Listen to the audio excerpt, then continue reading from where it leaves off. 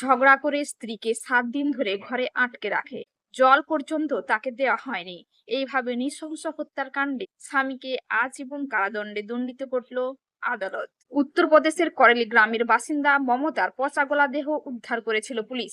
বাড়িতেই ছিলেন ওই মহিলা, তবে বন্দি অবস্থায়। পুলিশ যখন বাড়িতে যান তখন একটি ঘরের দরজা বাইরে থেকে বন্ধ ছিল। দরজা খুলে একটি পচা দেহ উদ্ধার করে তারা। দায়ের হয় খুনের মামলা। গ্রেপ্তার করা হয় মমতার স্বামী মনোজকে। 4 বছর মামলা চলার পর আসামি স্বামীকে দোষী সাব্যস্ত করেছে আদালত। তার আজীবন কারাদণ্ড ঘোষণা করেছে বিচারক সুনীল পান্ডে। আদালতের পর্যবেক্ষণ 7 দিন ধরে স্ত্রীকে ঘরে আটকে রেখেছিলেন মনোজ। খাবার তো দূরের কথা, জল পর্যন্ত দেননি। মমতার মৃত্যুকে নৃশংসভাবে খুন বলে উল্লেখ করেছেন বিচারক। তারই ভিত্তিতে স্বামীর শাস্তির নির্দেশনা। পুলিশ সূত্রে জানিয়েছে, কয়েকদিন ধরে মনোজের ঘর থেকে দুর্গন্ধ ভেসে আসছিল। খবর নিতে গিয়ে কাউকে বাড়িতে পায়নি প্রতিবেশীরা।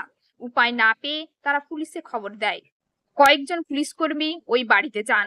একটি ঘরের দরজা খুলে ভিতরে গিয়ে ঢুকে দেখেন কম্বল জড়ানো অবস্থায় খাটে পড়ে রয়েছে একজন মহিলা। তবে শরীর পচে গিয়েছে, ভন ভন করছে মাছ। মমতার পচা গলা দেহ উদ্ধার করে ময়না তদন্তে পাঠানো হয়েছিল। রিপোর্টে জানা গিয়েছে, দীর্ঘদিন অভুক্ত থাকার কারণে মৃত্যু হয়েছে মমতার। ওই ঘটনার পরপরই মৃতার স্বামীকে গ্রেপ্তার করেছিল পুলিশ।